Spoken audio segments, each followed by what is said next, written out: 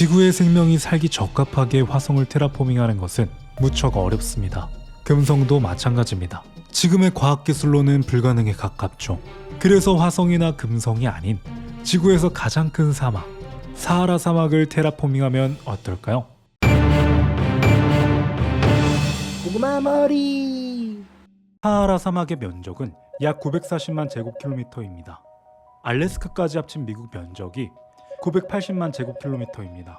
거의 비슷한 크기입니다. 그만큼 사하라 사막은 굉장히 큽니다.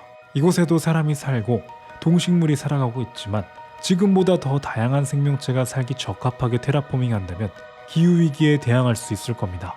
특히 이번 해 유럽의 경우 폭염으로 2,000명에 가까운 인원이 사망했습니다. 헐, 더워서 그렇게 많이 죽었다고? 지구온난화로 기후변화가 극심해지고 있는 것입니다. 지구온난화를 조금이라도 늦추기 위해서는 온실가스를 줄여야 합니다. 온실가스를 줄이는 확실한 방안은 나무를 심는 겁니다. 2021년 기준 약 329억 톤의 탄소가 배출되었습니다. 사하라 사막을 숲으로 테라포밍한다면 대기에서 연간 약 76억 톤의 탄소를 제거할 수 있습니다. 근데 심란 나무는 안 심고 왜 엉뚱한 짓 하고 있나?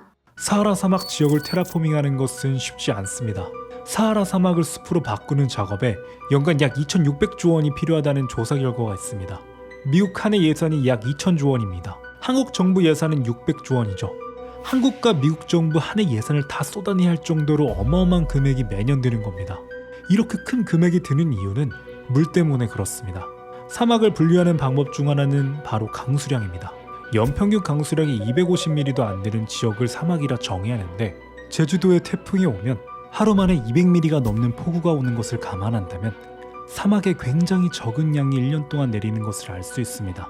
비가 워낙 적게 내리니 건조하고 동식물이 살아가기 힘든 곳입니다. 따라서 동식물이 살아가기 위해서는 사하라 사막 전체에 물을 공급해야 합니다.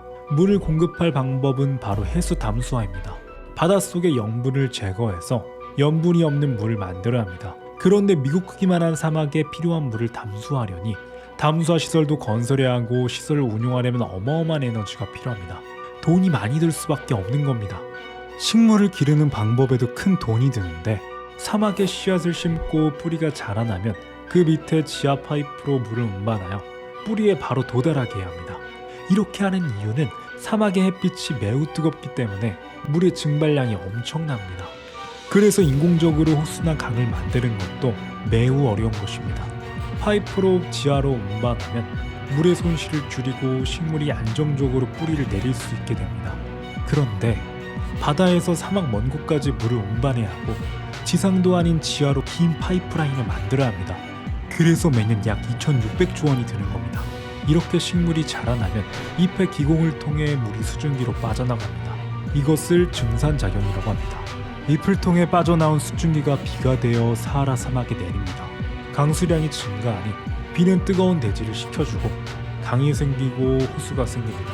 또 숲이 우거지면 그늘이 많아져 사하라 사막이 시원해집니다. 이렇게 숲을 만들면 사하라 사막의 평균 기온을 무려 8도나 낮출 수 있습니다. 지구의 평균 온도가 6도가 오르면 지구 생물 90%가 멸종한다는 연구 결과가 있습니다. 사하라 사막의 평균 기온을 8도를 낮춘 것은 지구의 평균 온도를 낮추는 데도 큰 역할을 하게 될 겁니다. 오, 끝내주는 아이디어구만. 그런데 여기서 큰 문제가 있습니다. 사하라 사막이 숲으로 변하면 아마존은 열대우림에서 초원이나 사막으로 변할 가능성이 높습니다. 대서양을 사이에 둔 이 양 지역은 굉장히 멀리 떨어져 있습니다. 그런데도 사하라 사막은 아마존이 열대우림이 될 수 있게 매년 큰 도움을 줍니다. 사하라 사막의 모래는 바람에 의해 날아가 대서양을 건너 남아메리카까지 갑니다. 이른바 황사죠. 사하라 사막의 황사는 오는 동안 습기를 흡수하고 하늘에 떨어지면서 비와 함께 내립니다. 사하라 사막의 모래에는 풍부한 인이 포함되어 있습니다. 인은 식물에게서 주는 비료의 3대 요소 중 하나로 인이 부족하면 식물의 단백질 합성이 안 됩니다. 그러면 식물의 영양 생장이 감소합니다.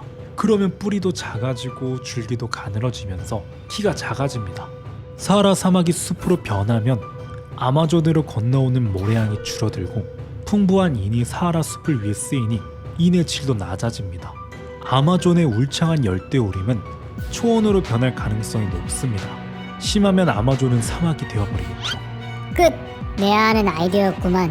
나대지 마세요. 그래서 제일 좋은 시나리오는 사하라 사막 3분의 1에서 절반 정도만 숲으로 만드는 겁니다. 특히 해안선 근처로 가까운 부분을 위주로 말이죠. 파이프를 길게 설치할 필요가 없으니 비용도 절감이 많이 되며 사람이 사는 도시 위주로 숲이 울창해지면 그늘이 생겨 도시가 시원해지면서 에너지도 덜 쓰게 됩니다. 아마존 열대우림과 사하라숲 모두를 유지하는 방법일 겁니다. 이렇게 보면 세상에 쓸모없는 게 없나 보다. 사막을 없앴더니 열대우림이 사라지니 원. 오늘 영상은 여기까지입니다. 영상이 좋았다면 좋아요와 구독 꼭 부탁드립니다.